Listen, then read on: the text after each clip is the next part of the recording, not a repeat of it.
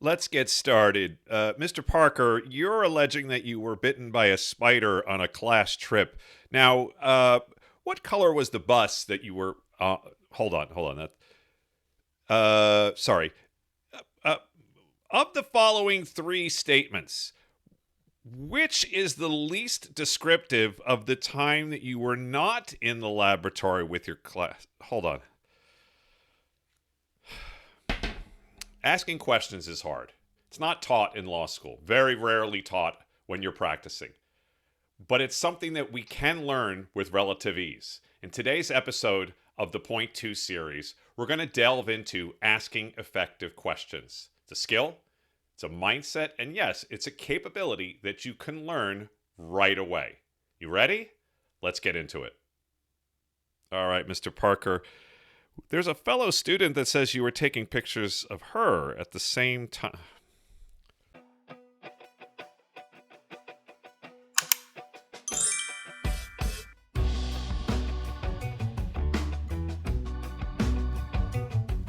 This is Train Better Lawyers, and welcome back to another episode of our Point Two series. Today, we're going to delve into asking effective questions. It's pretty amazing that this is something that's not taught in law school or as part of professional development initiatives with any regularity. It's so fundamental to the legal career, and it's so much common sense to be able to ask effective questions. So we're going to take a look at this today. We're going to start with the idea of why is this important? And even though it's common sense, we do need to run through the idea that it's important because you want to develop rapport with your clients, with your colleagues, and possibly an adversary or the other side if that's the type of legal work that you do. It's also important so that you gain an appreciation and really get a direct understanding of what the issues or concerns are of your client or others that you're speaking with. And finally, it's important for you to be able to understand all of that so that you can tailor your approach, your counsel, your advice to those people effectively and directly. We're going to look at this from two perspectives. The first part is what questions to ask. There are four very specific types of questions that you should be asking that'll help you get that information. And then in part two, we're going to understand and learn a little bit about the art of listening. And with that, don't forget that if you are good at asking effective questions, but you haven't learned how to listen, you won't be able to ask the right follow up questions. So these go hand in hand, and I think you'll see very quickly this is something that you can learn, put into practice, and use right away. Let's get started with the type of questions that you should be asking. There are four types: open-ended questions to help you develop a broader understanding, closed-ended questions that will help you to get specific information, probing questions to delve deeper, and reflective questions to show understanding, context, and empathy. Four types of questions that are so critical that you need to be asking to develop that rapport, to get to the heart of the matter and provide your counsel. What I would suggest is if this is something that you don't routinely do, you're not asking questions all day of anyone. You know, you're drafting or you're preparing pleadings or things like that. Take each of these categories and just write out some sample questions. Come up with a scenario, an example, and ask some questions. Maybe it's of a colleague, maybe it's of a prospective client, maybe it's of a witness. But try to go through each of these four types of questions and come up with some samples and maybe even practice them on camera so that you can work on how you ask the question, your intonation, your emphasis, and that will help you to develop this skill, to develop this questioning muscle, as it were.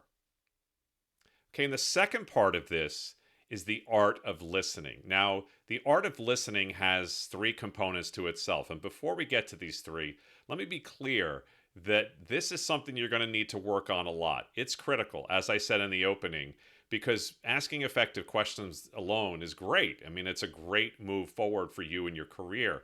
But if you can't listen effectively, if you don't actually hear what the client or what the person on the other side is saying, you won't be able to ask the next effective question.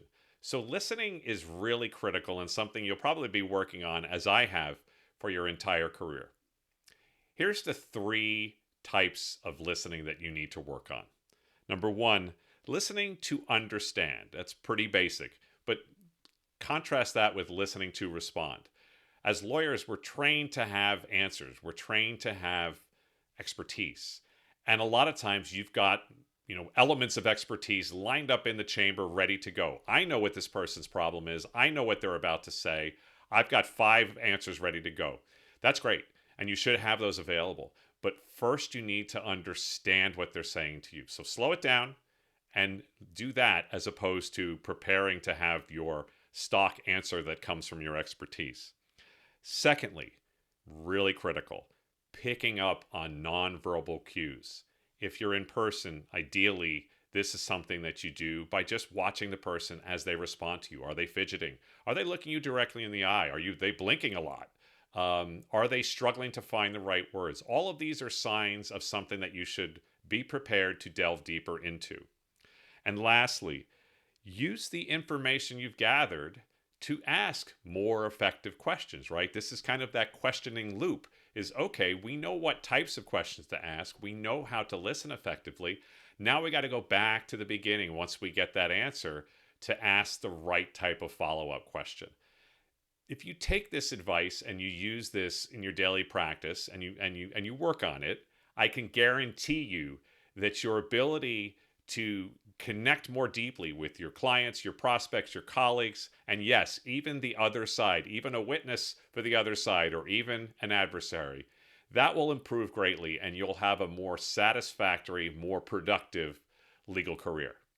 Until next time, thank you so much.